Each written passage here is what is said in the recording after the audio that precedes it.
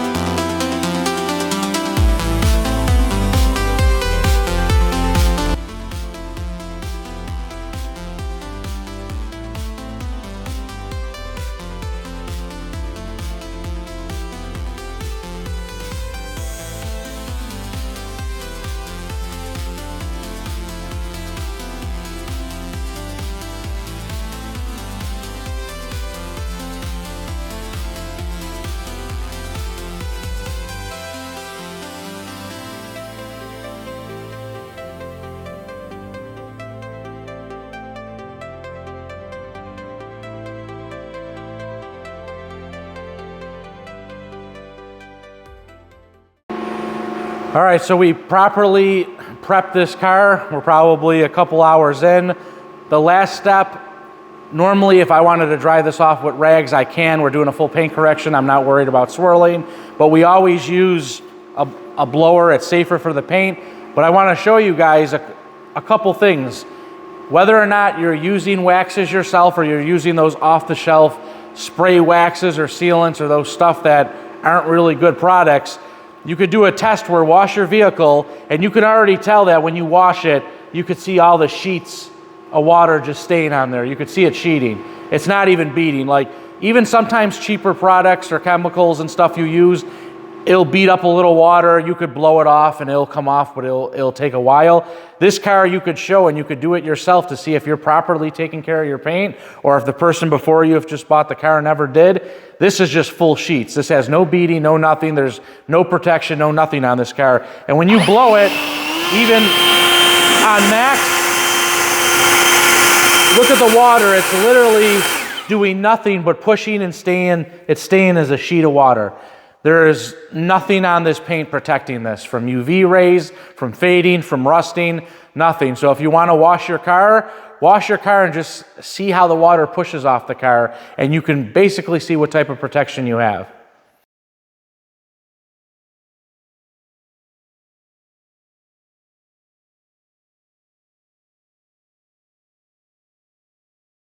That this car was heavily soiled. There was a lot of stuff on it, just all different fallouts, you know, sap, everything. It's just a bunch of everything. And if you go to put your waxes or spray waxes or sealants, anything, you're putting that on top of debris and filth. It's not actually biting into the clear coat. So you're just wasting your time, you're wasting your money. It could wash off within 1 or 2 washes. It's doing absolutely nothing. So someone who owned this car could say, I took properly care of my car. I waxed it once a week. I used a spray wax twice a week. They were doing absolutely nothing because it wasn't properly prepped. It's all in the prep, and this really needed a clay and decon treatment very badly because you want whatever you're putting on the car to bite to the clear coat and actually last, not just sit on top of all the debris on the car.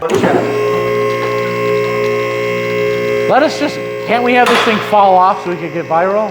Why is my car gotta be? Because it's the only one on the lift. All right, let's get this car on the lift, get it up in the air, pull the tires. Nice. And all of a sudden it starts up fine. Dude, perfectly. in the trailer. I think it was too cold. Yeah, oh yeah.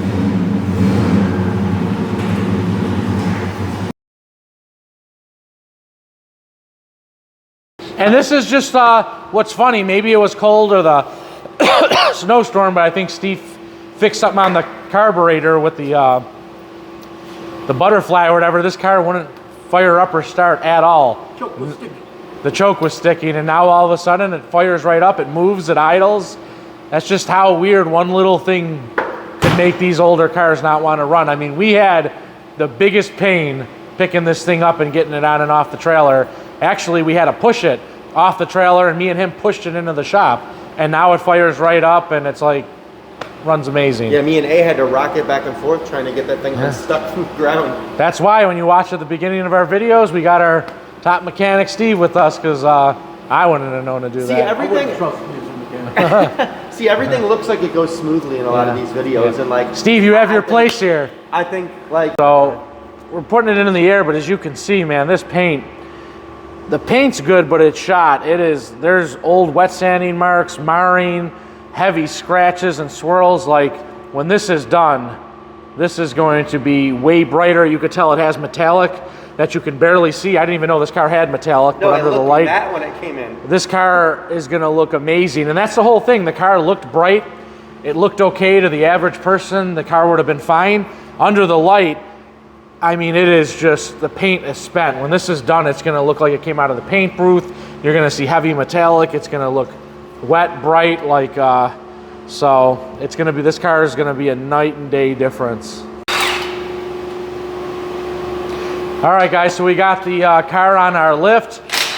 Steve's pulling the wheels because tomorrow and Tuesday, Steve has to paint and coat in the wheel wells, paint the front calipers and the rear drums. He's also going to polish the wheels because Steve's our wheel polisher. You could see that there's a lot of oxidation and just like surface rust. He'll be able to get that all out when he polishes it.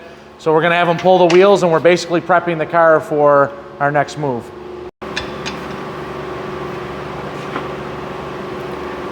So what we're doing now is, unfortunately, these all have a key that we don't have. It's not in the car. We have sockets that might be able to get them off. If that's the case, it'll ruin them. The lug nuts are all kind of rusty anyways, so we'll just buy all new lug nuts. So hopefully he'll be able to get them off. Otherwise, we're not going to be able to paint what they want painted. Oh, look at that. And this is why Steve's our mechanic here. He got it off, which means... You know, pretty soon he's going to have more places here than usual. Yeah. Now we're going to be able to properly, you know, paint all in here. This has to be touched up. These, where someone painted it before, it's missing paint. It's all faded. And the front, they never even painted black to even match the back. So now we can properly do everything we have to do with the paint.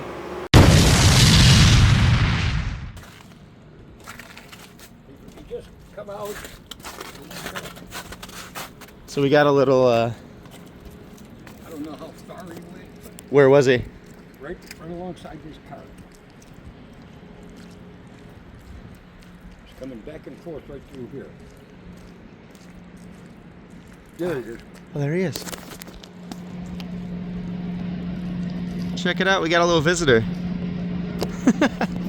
Oh, there's two of them. Yeah. There's two of them. He's living underneath that friggin'... All right, so back with the 68 442. We're going to begin the paint correction. Everyone's seen how we prep the car, you know, how it's all in the prep. We looked at the paint to see what we were going to do. Somebody, as you can tell, I don't know if you're going to be able to pick this up, but this paint is just shot. They've tried to wet sand it. They've tried to compound it, polish it, and it's just hazy. There's scratches all over the place. There's wet sanding marks. There's just, I don't even know how, you know, these marks, you could see how bad that paint is. So once again, looking at the paint and stuff and seeing how bad that was, someone tried to do something to this. So you always got to think of how thin the clear coat is. There's ways to measure it and stuff, but what we're going to use today is we're going to use our lightly aggressive pad, a yellow pad. We got some 510 compound, and we're going to see what we can come up with without using any kind of heavy cutting pad or compound. We're going to literally do not a lot of product. We're just going to see what we get. And let's see what kind of finish we can get, because this paint is just really bad. It doesn't always, the more products, not the better. The more pressure is not the better. It's just about combination. You really want to work the product in, let the product do its job.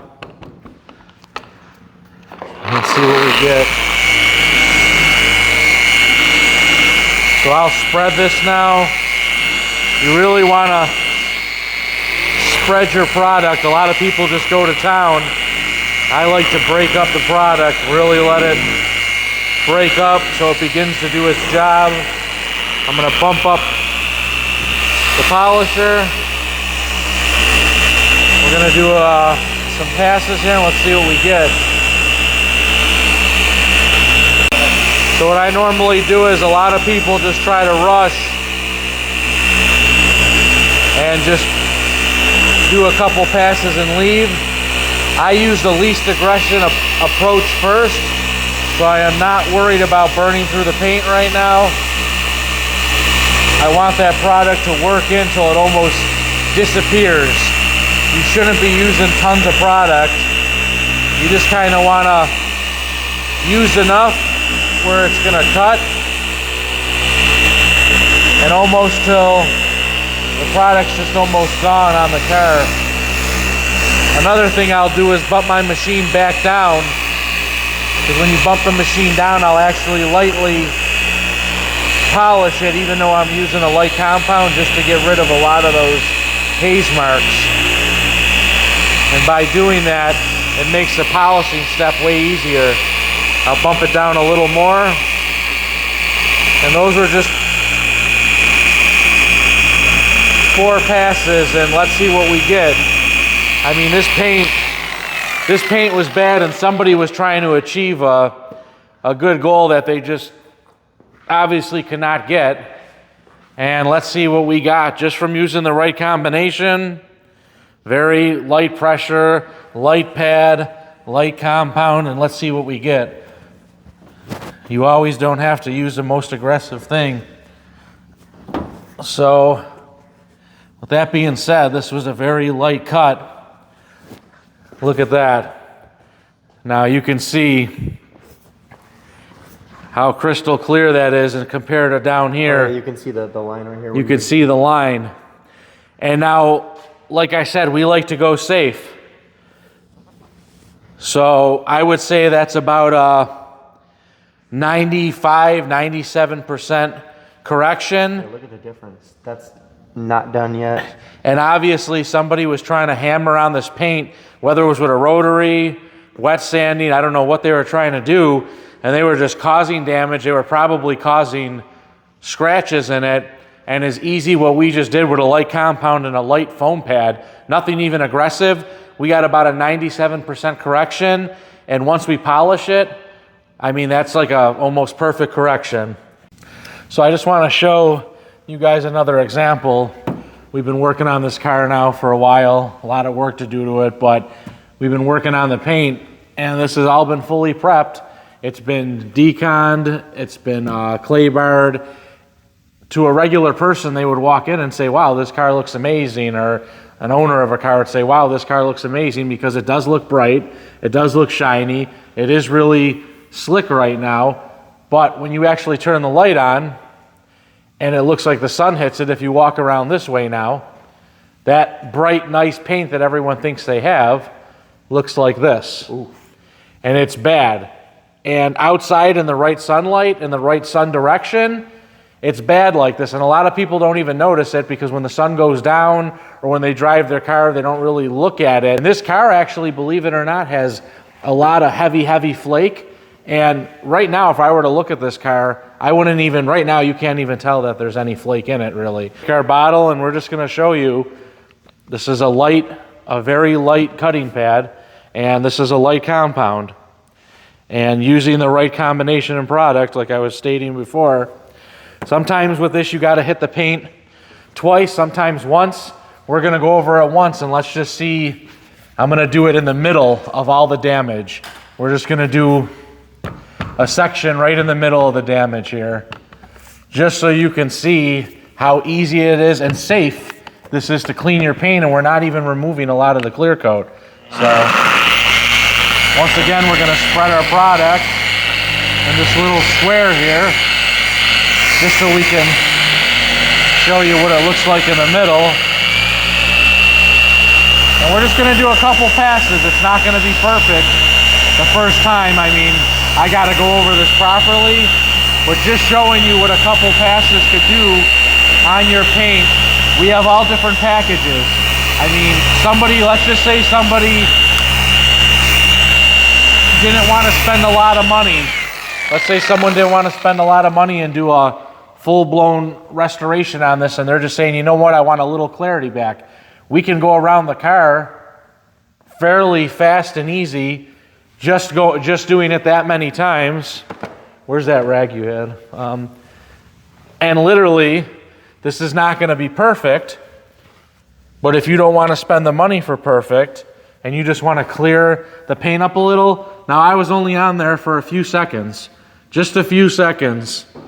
That was it, with the proper combination. And if you come back here now, other than a couple really deep scratches you can see. Oh, you can see the line right here. Yeah, you could see the square that I did. Look at the clarity now. Look at all the metallic. Look at how leveled it is. So just going over it that fast, you can fix your paint. Now, if we were going to, which we are with this car, stay on that a little longer, we can get these other couple deep marks out. But even if you just want like a faster correction and you don't want to pay a lot of money, just that one pass cleared this paint enough where if you pulled it in the sun, the car would be a night and day difference. So we're going to go ahead now and remove all the marks out of it, get like a 93% correction, which is very good on this. And that just shows you on how easy and nice you can make your car.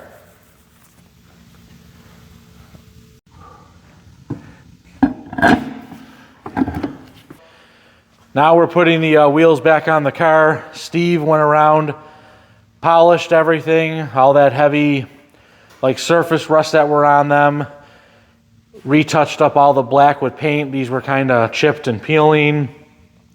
So we went around and hand painted all the black so it's nice and uniform. The lug nuts on here were shot, and he had to get, there was no key for these, so he had to get the old ones off. So if your car's here and you need new lug nuts and stuff, we literally can order them. We're putting brand new lugs on this, and then we'll torque them down to spec. So now we'll go back through.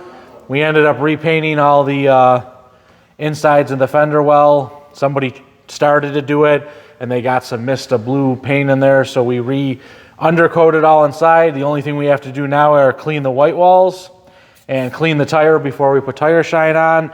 So that's pretty much the finished product. The rim's nice and shiny chrome again. It's not pitted. The black's all nice and touched up, and it's going to have brand new lug nuts. Just another thing we do here. Once again, this chrome, Steve polished it all up. Just, real dirty, a little fadey, had, the surface pitting. So we get the chrome all nice and polished up really nice before we also put a year sealant on that. We also go through and all the chipping. You can see where the hood closes. I'm going to go through before we polish the vehicle. We actually already had this car scanned.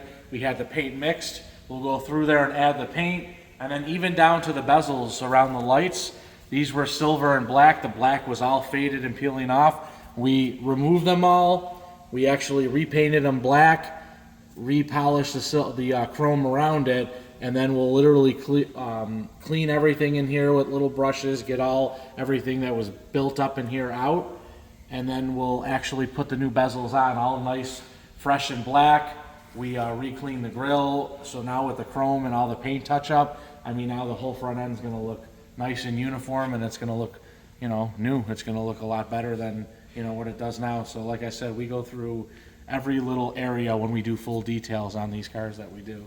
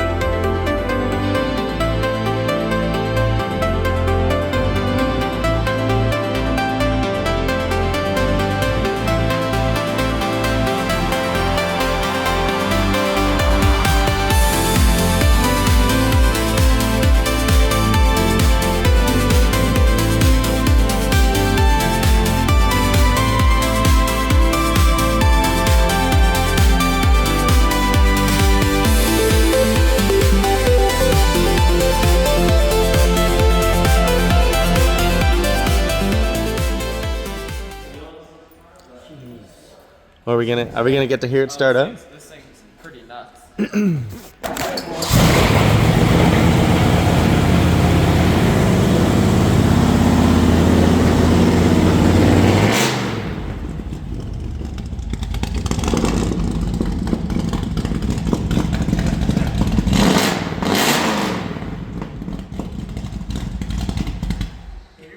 Dude.